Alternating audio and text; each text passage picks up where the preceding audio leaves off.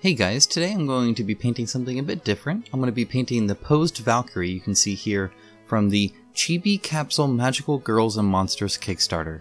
Really these, magical girls and monsters are these 3D printed miniatures from Impact Miniatures, and they're actually kind of cool. So I've never painted a 3D printed miniature before, but as you can see here, here's just a small selection. Here I just have where the posed Valkyrie is labeled, but there are many others above and below, and large ones and smaller ones and little monsters and some D&D miniatures. These are a lot of video games and pop culture references in this one. But anyway, I got these actually for my daughter to begin painting, as she was quite interested in them, and I could just, they were fairly cheap to buy, so I got her a few, so she can be getting those soon. Anyway, you can still late pledge, so the link will be in the description below. By all means, go ahead and check that out after watching this, and you see kind of how they end up. I think the quality is actually, I'm really impressed. So again, I've never painted anything 3D printed like this before, but in the end, I think it turned out really well.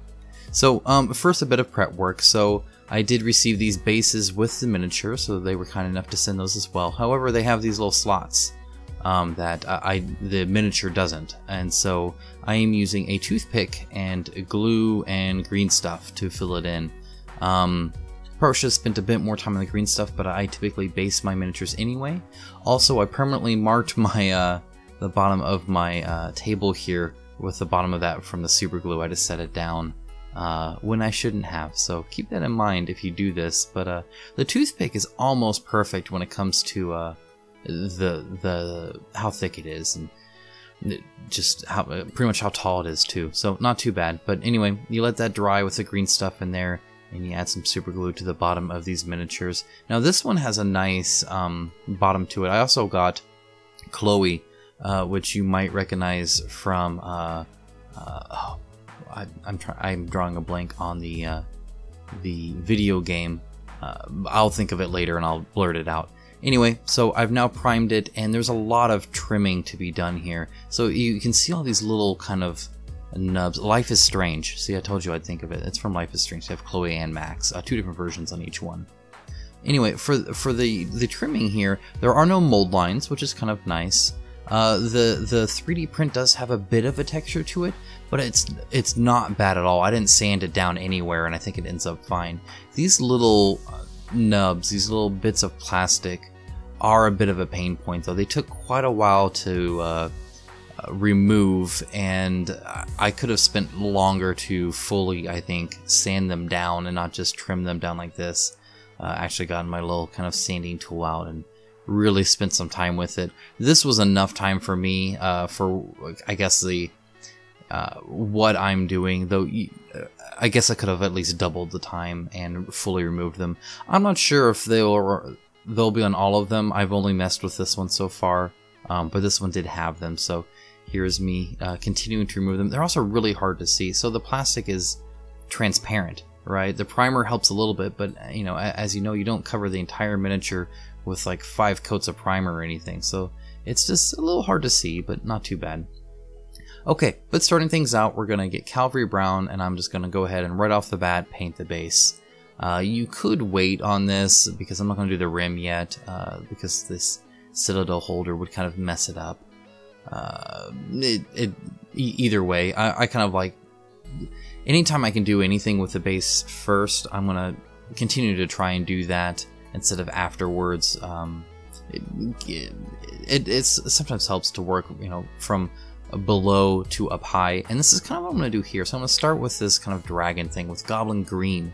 Now this, at first I thought this was more of a gargoyle, but looking at it, especially after it being primed, it kind of reminds me of the kind of roof decorations you see on Oriental buildings, where they'll put like these dragons to like bring good luck or ward spirits or whatever they're used for. Maybe just decoration. I've not Googled it or Wikipedia'd it or anything like that. So either way, I'm going to go ahead and paint it as if it was a dragon. And also, just fair warning here, and you probably saw this in the concept, or not the concept art, the thumbnail for this video, but I'm going to be painting brighter than I've ever painted before. I'm really challenging myself, especially on this one. You know, it's kind of cutesy and fun and chibi and, you know, girly, and I'm wanting to paint this super bright and super fun, something my daughter would really enjoy. So now we have Averland Sunset, and this is for the trim. I'm going to end up coming back with the Goblin Green and getting a bit more, and actually, I'm going to flip-flop a few times here. You could paint this much better, obviously. So this is going to be Averland Sunset and Goblin Green. Just kind of, we're going to swap over it. This is going to be for the trim and the bottom. Right now, I'm just going to do the trim and then forget about the bottom portion of it. So obviously, I'm going to start, and then I'm going to go back to the trim here and then stop. That must have been what threw me off, is putting it back in the holder. But, you know, either way, this is pretty high detailed work here. I mean, it's easy. It's not hard. The definition's there and the detail level's there to where the brush doesn't, like, you know, go everywhere. I was really impressed with how much detail and how fine of detail was possible from these 3D printed miniatures. Like, that's nice. It's really nice. So here's a Goblin Green again, you know, just kind of filling in the last bits here that I kind of forgot about or wasn't sure about. Anyway, for these miniatures, you know, I painted this right after painting my previous video, the resin miniature, prototype miniature from Batman Gotham City Chronicles, the Scarecrow Finch. And so coming from resin to this kind of soft, transparent plastic, very, very interesting, I guess, to say the least, but in a nuanced way, because as you can see, detail level, this is actually pretty high. This is pretty detailed. They got some great lines here, some really solid lines, and part of that goes to the sculpt design, right? As a sculpt designer or sculptor in ZBrush or whatever it is, that program that they're using, you have to kind of exaggerate knowing that things are going to shrink in plastic. However, I don't know how that works in 3D printing. So I honestly don't know. Maybe one of you can inform me in the comments below. I'm not sure if you have to kind of overinflate detail for a 3D print file to have it come out good. Anyway, this is just like Goblin Green with a little bit of white mixed in as for kind of a highlight. And again, a fairly heavy highlight. I'm going to just be painting this really bright and cartoony and cheerful and unrealistic. And it's kind of fun. I enjoyed painting this one. I really did. And I spent some time on it too. You can probably tell by the length of the video, typically about how long I take on these. But yeah, this is really detailed work. But I mean, that being said, we're almost done now with this kind of you know, base portion already, which is not bad. So this is now the Averland Sunset with white mixed in. I didn't show you the white, but this is a little bit of white for a little bit of a highlight. And now we're going to white gray. So this is not quite white. It's pretty much white. It looks white. The grayness just makes it seem slightly diluted, or it doesn't quite have the same luster, which is kind of what I wanted here. I didn't necessarily want pure white. Mainly because I thought, at least here on the teeth, it looked kind of tacky. It would look too painted, in my opinion, and I think this white gray is a good compromise there. So again, switching to a smaller brush there, just because the area is small to work with, not because the previous brush didn't have the tip I needed or anything like that. Okay, so moving to basic skin tone, and this is for her. She has one exposed leg, she has an arm out, she has a hand out, and then she has her face and a little bit of a neck.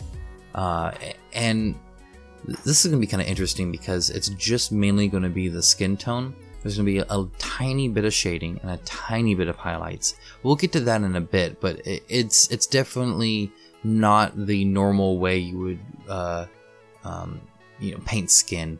Part of that's because I don't want to change the color too much. Part of that's because as a chibi character, she's very, I don't want to say soft, she's very smooth in her features. So her arm is like, she has an elbow, right? It's curved, but it's not super defined, right? It's mostly a Play-Doh arm and Play-Doh fingers. And so there's not a lot of, muscles or anything like that you got to worry about. There's a little bit on her her leg here. And then for her head, it's so big and it's so smooth. I spoke about this a little bit when painting stuffed fables, just because there's these kind of stuffed animals that are these kind of round plush people, and so if you do a wash on this, it's really hard to. First of all, you know, you got to deal with that streaking, but even if you work fast enough or dilute it or you know, whatever, it's just hard to sell it, right? Because you would still have this line, this giant line, like where her chin is or whatever, right? That it's just difficult on large smooth surfaces to do any kind of wash. It's meant to you know, pool, and so a glaze might work, or you know, who knows. Okay, so move on to Warlock Purple, and this is the only lighting shift that you're going to have to worry about here, so sorry about that. I've now fixed the lighting to where I've played around with the settings for this new lighting that I've gotten.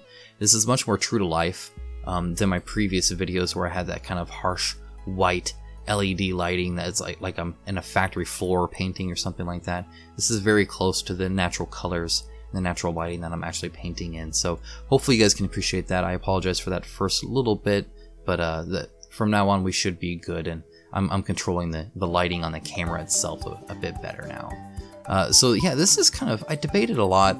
As you saw, there was no concept art, there's no, I can paint this however I wanted, which is kind of fun. Though, you know, I still spend time trying to think of color schemes and what I want each thing to do. So for instance, I know I want her cape very bright red. I want a very stark red cape.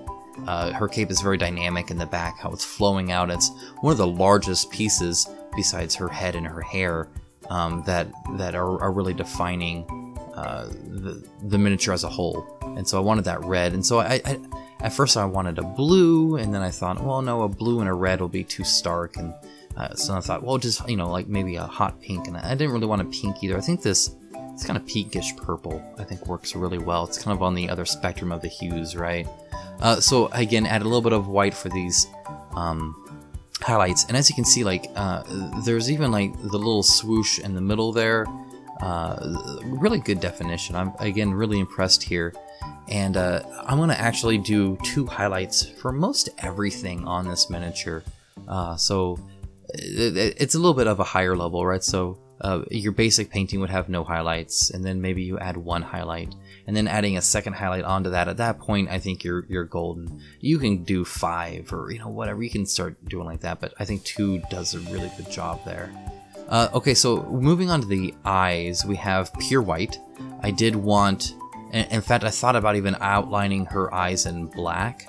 As kind of like I don't know if it'd be a makeup effect or just to really pop out the eyes a bit more. But I decided against it. I'm gonna do something close, but not quite. However, these eyes are gonna be pure white. Again, it's when you're looking straight on at the miniature, once the eyes are completed, it's gonna be the main focus of the miniature, straight on, period. Okay, so here's, now that I have the white out, that second highlight level for this dress that she's wearing. So again, just an extreme edge highlight, and as you can see, that second highlight adds so much to it. It really makes it pop. But because it's just the edge highlight, it looks natural in the sense that it doesn't look super painted on. Okay, so flesh wash. So this is kind of interesting. I'm essentially negative painting here.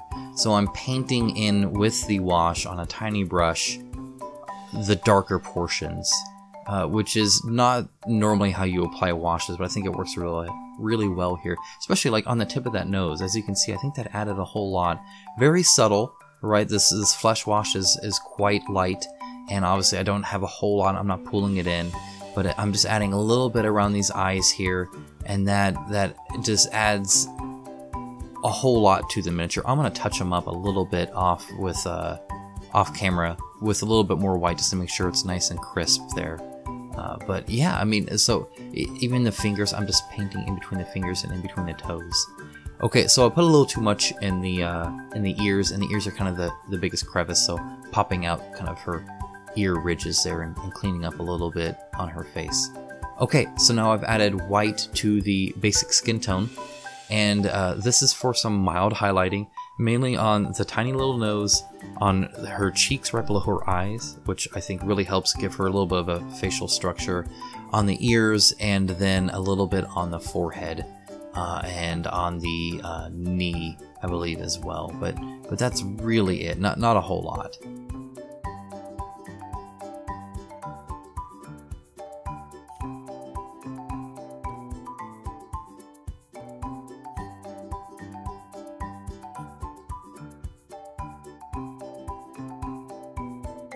Okay, now we have the Evil Sun Scarlet. This is going to be my red. This is about the brightest, craziest cartoon red I have, and I use it a lot. I love this red. It's a really fun red. Now, as you can see, I'm painting all the way in there. I end up touching that up later on. She definitely has it on both sides of her shoulders, and it's clasped in the middle with that little medallion thing. And then the rest is her neck, and so it should be that basic skin tone. However, it's really, really hard to get your brush in there. That is really far. So here is kind of interesting. You can actually see a little bit of that transparency still, even through the primer. It's still a little kind of translucent there.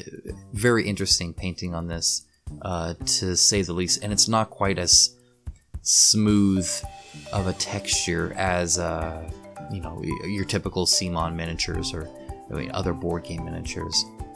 So, and by the way, these are not attached to any game per se. You can use this miniature either just to paint, which is what my daughter's going to do, and in fact, she will probably be painting that for the channel, which would be kind of interesting. It'll be a little kids series that I think some of you might enjoy and might be entertaining. I'm going to kind of talk with her at the end about the miniature. You know, we'll do this talk portion together. We'll see how it goes. We'll play around with it. So soft tone on the red here. I find a very light brown works really well for red. I didn't want to do a red wash because I don't know. I'm wanting shadow and not just, I don't know. The red wash, I'm conflicted on if I'd ever use that. I think the brown works just fine. Okay, so now we're going straight because again, I didn't really paint. I didn't put the wash on it, and I just did that kind of negative painting again where I'm painting in the shadows. So I've already added some white to this Evil Sun Scarlet. Not a whole lot. I don't want it pink, which is what this would turn. It would turn orange. It would turn pink. But just a little bit kind of on the edges, just to give it a little bit of shine. So then we have the base coat, we have the shadowed portion, and now we have the highlighted portion. And again, I think it makes the cape pop out really, really well. It's a really good red.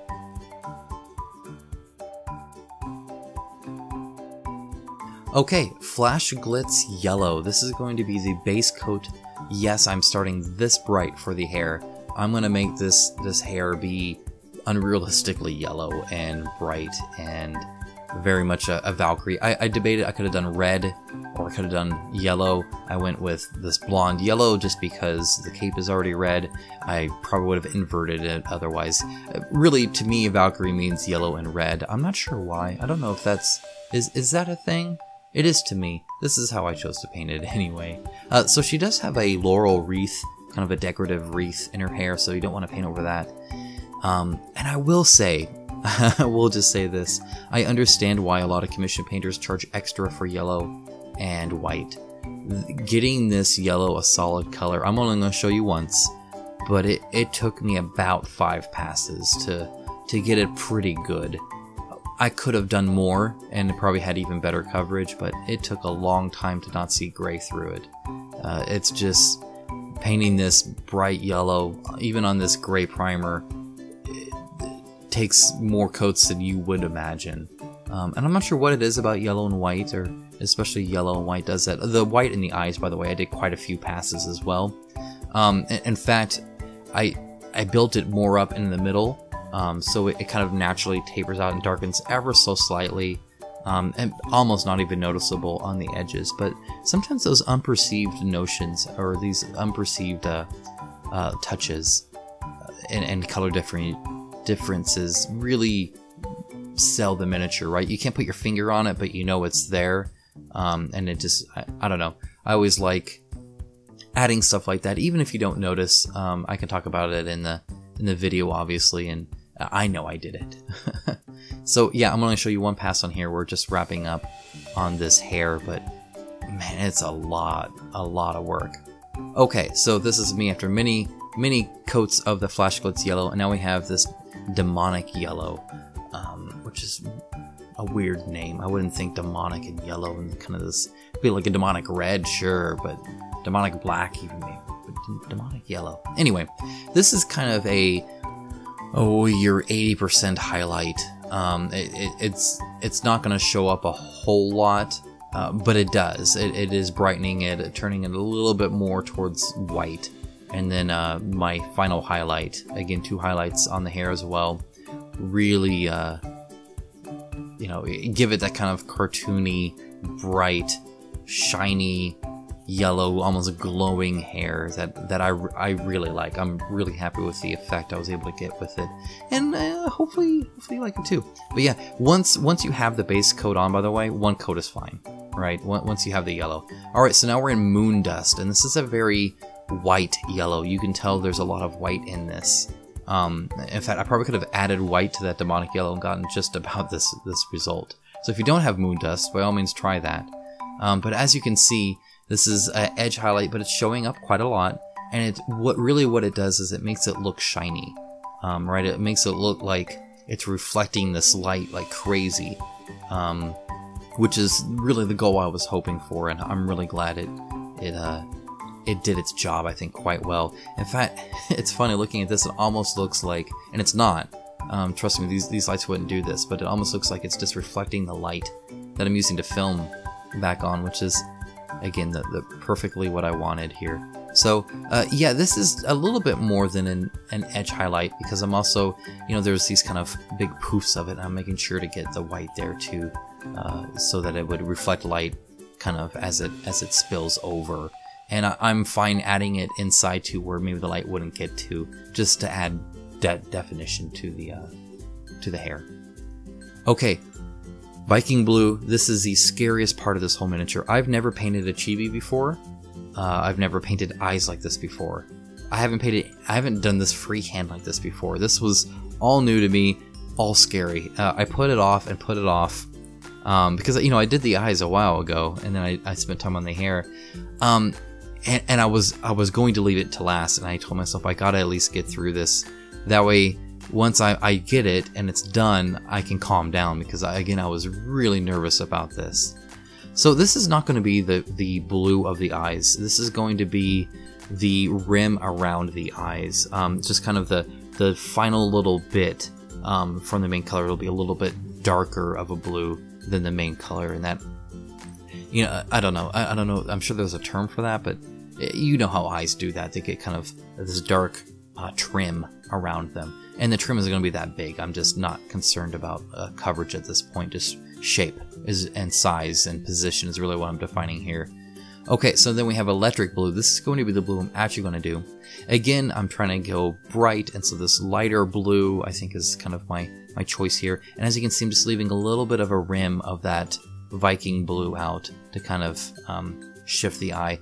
And you might notice the eye on the right, on her right, our left, isn't quite positioned well. I'm going to shift that to the right a little bit off camera, and really what that means is I'm adding a little bit of white on the left hand, this eye right here, and adding the blue a little bit more towards the right, and it touches up fine. Okay, so then Abaddon Black. So now I have to add the pupil into the iris here, and again, you know, frightening, because now I'm using black on the super bright miniature right next to the super bright, fully done highlighted hair that took me way too long to do. So no pressure. But you know what? It ended up being super easy. I got it right on the first time. What's nice is it's not actually that finicky, because those eyes are so big that it's not too bad. In fact, I spent more time deciding if she's looking up or looking down or straight or to the right or cross-eyed or whatever. Okay, so now we have white, and this is just kind of putting 2 little dots on each eye. And what this does is, I know it has an art term, or it has a legitimate term, but essentially, because the eyes are round, you know, kind of like concave or whatever, that the light, I don't know if it shines through it or what, either way you have a light on one end, and then you have the light on the opposite end as well. Okay, so when you were doing the pupils, you could have gone ahead with Abaddon Black and done this pole as well. At least I could have, but I didn't. I was too focused on the eyes. So I chose to do the pole in pure black because I thought it'd be a really good contrast to the rest of the bright miniature, right? Because she is so bright and just so full of color that this pure black weapon, and you know, not that I'm going too into the detail of, well, you know, it's the weapon versus kind of the angelic kind of look here, and so I'll do black and she's bright, and not quite that. I just thought it'd be a good stark contrast, and it'd look really nice and clean and crisp and almost like this really shiny pole. Not that I'm going to glaze or anything. I also added these as, I don't know if they're the eyes. The dragon didn't have eyes. I think those might be eyes. They look like bandings to me. Anyway, I painted them black, so now you can decide if they're eyes or not. Oh, and the belt. So, in fact, I forgot to do the belt when I painted it too, so it fits that I forgot it in the voiceover. But yes, the belt, again, just a little bit of darkness on her, and I think it kind of draws attention a little bit. Okay, so the Goblin Green's back out. I would not suggest doing this before the hair, and that's why I didn't do it at the beginning. I would definitely do the hair first, just because the yellow being so bright, it does change depending on what it's being painted on. I come across that a little bit when I paint those kind of armor, wing, whatever things in her hair. Because I got a little yellow on that even too. Anyway, just be careful, but this is kind of this decorative plant wreath wrap thing in her hair. I think it's called a laurel wreath. It's just means she's special, really, and it's a cool little touch. But yeah, the lines are good. You just again, take your time, small brush.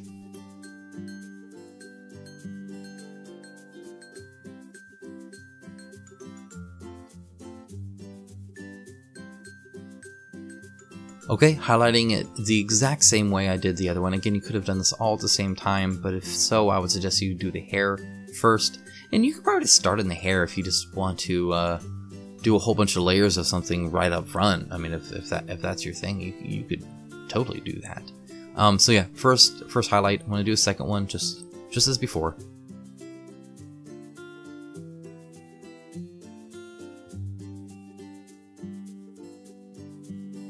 Okay, so now we have a lot more white out. This is going to be edge highlight. Be very careful. As long as you get on the edge, it looks natural. If you don't, it looks really bad. So just be conscientious that you're using a very bright color now.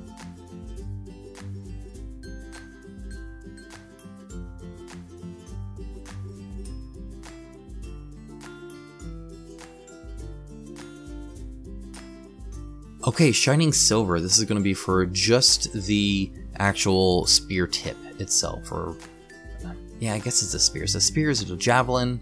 Is it a polearm? That's not a polearm. Anyway, this kind of blade portion is going to be this really bright silver.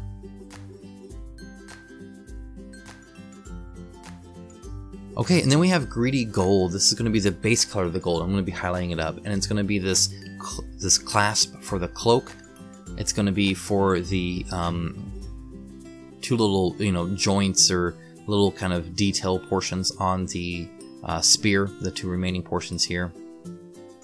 And then it's also going to be on her kind of wing-like armor pieces. I thought about doing those white as if they were wings. However, with how big her eyes are and the fact that they're white, I didn't want that much white. And again, gold Valkyrie, gold armor, it fits for me. She's not wearing armor though in this one, so I decided to make those gold up there. I think it looks really cool. Again, you can paint them, whatever you want. Paint them black. I don't care. You do you. In fact, that, I don't know, a dark Valkyrie, like especially a chibi style, that might be kind of cool. That'd be weird and interesting. You do like the laurel wreath in red, like a deep red or something like that, or who knows. Anyway. Yeah, so just a quick base coat here. Again, be very careful of the hair. The definitions there, it's hard to kind of mess up as long as you take your time.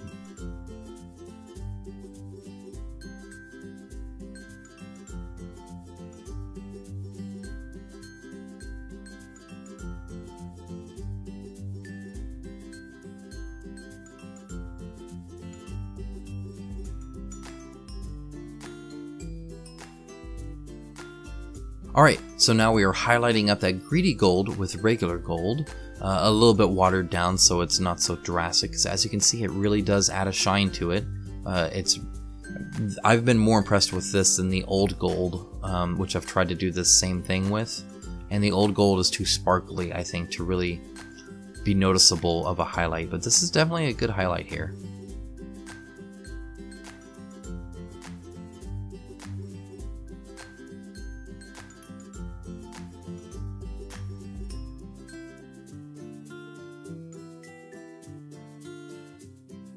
Alright, then finally I'm adding some white to that regular gold for an extreme edge highlight. Alternatively, you can actually use silver. You could use a very bright silver to do this edge highlight, and it wouldn't look silver. It looks like really shiny gold. I've seen it done before. I've heard about. I have some coworkers that paint miniatures as well, and they've done that before with great success. So you can use silver. You can add white to it though too, and I feel that's fine too. In fact, it kind of dilutes the sparkliness of it. It makes it look like it's more just, again, like the light is shining. You don't even see the sparkliness of it. Okay, Desert Yellow. This is for, she has a little bit of a sandal here. This is kind of the only spot for it, and I always meant to paint this sooner, but never got around to it, and so now I'm painting it almost at the end.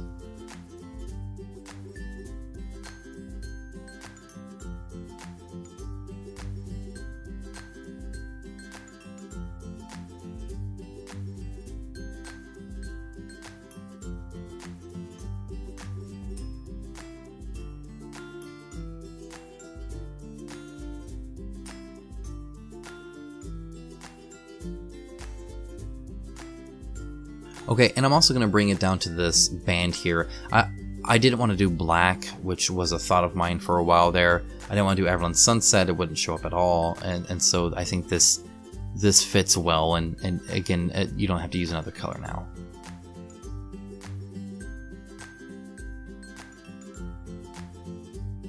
Okay, Nuln oil. This is for the kind of bottom and underside portions of the spear, just to give it a bit of a shadow so it looks a little bit more realistic instead of just bright everywhere.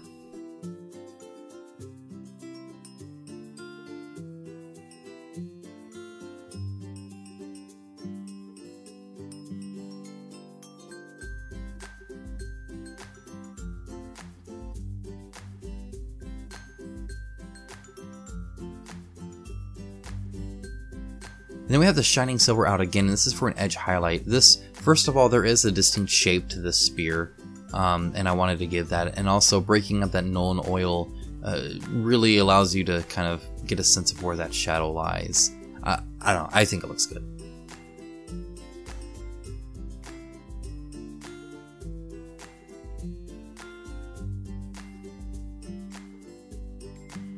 Alright, Cavalry Brown for the rim of the base. We're now ready to really finish this up on the base and call it good.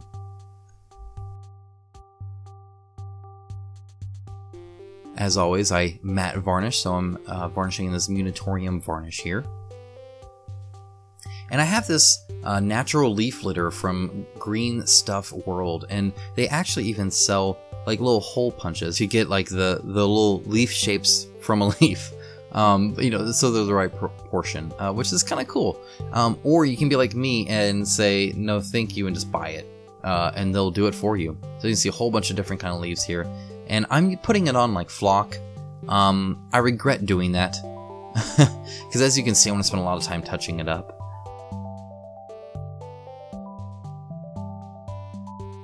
I think it would have been better to just, you know, place them by hand. But too late now. But in the future, you know, now I know. It turns out fine either way. I just think it would have actually saved me time than trying to perhaps deal with it otherwise. Just because I had to end up, you know, you'll see, I have to paint a little bit more to kind of clean it up and whatnot. But my idea, by the way, so here's the Cavalry Brown again, just to kind of touch up where that glue is. The idea, by the way, is that this is on a roof, right? And so, well, how to signify that the flat base is a roof? Well, how about put some leaves on there, right? And I got these leaves, I've never used them before. Let's let's throw some leaves on there. I think it looks pretty cool. It looks interesting. It kind of adds to kind of a mystical look to it too, even if you don't get the roof idea from it. That being said, I'm going to varnish those leaves even too, so those things are stuck and so is the paint. And I'm actually going to be giving this away again to one of my wonderful patrons. So I always try anytime I can just to give back to the patrons, at least as much as I can. So it does, you know, cost me a little bit to send these out, so I can't do it with necessarily every even prototype I get, because I've been getting more and more of those. Though in time I hope that at least at some point, you know, that most people feel like they've at least had good chances of getting these. So you might be able to guess who this is too. So this is, by the way, in celebration of milestones. So as I hit milestones of funding, I actually try and give back. There are other bonuses as well, like maybe a special video for my patrons or something like that. But additionally, I want to, you know, celebrate it. So this is the $60 celebration, and it is to Scott Bates, a longtime patron of mine, and I'm very thankful to have him on board. Always enjoy the chats that we were able to have. So Scott, you will be getting this. But that being said, enough about that. This is the final miniature. Here she is, kind of on the round table where you can kind of see her from all angles. Guys, I really hope you enjoyed this one. Again, it's a little different than what I normally do. I've never painted a 3D printed miniature before, so hopefully that gave you some insight maybe on some of the struggles, some of the different things, maybe with the prep or with the paint, but also the level of detail and how good they can still look after they're done painted. Honestly, I don't think most people would even know this was ever 3D printed at this point, not now that I've painted it. I think that's awesome. So anyway, guys, also, if you are interested in these, if you run D&D campaigns and you want some, oh, I don't know what those monsters are. They're like big eyes, and they got like the tentacles on their on the eyeball, or I don't. They got a whole bunch of those. They got corgis. They got video game characters. They got a whole bunch there. Feel free to check it out. The link's in the description below. I thought it was a really cool thing, especially for my daughter to try and get into painting, because you know they're all cute and girly, and she's really excited to start painting those. Which you might see some videos of that later on. So be on the lookout. Let me know if that sounds interesting to you or not. Anyway, guys, thanks so much for watching. Again, I do want to thank my patrons. You can see some of them listed here. Just all of you guys are so great, and I'm so thankful to have you on board. If you're interested in joining us, by all means, look at the link in the description below to my Patreon. See what's on offer there. I have a lot of work in progress and behind the scenes and polls and quizzes and tons of stuff there. When we talk in the community and discuss, you know, non-metallic metal paints and you know, all that sort of stuff. So feel free to check that out. But if not, don't worry. I'm thankful anyway. Thank you for watching. Thank you for your kind words, your comments, your words of encouragement, your likes. It all helps so much, and I'm always thankful. And I will see you guys soon.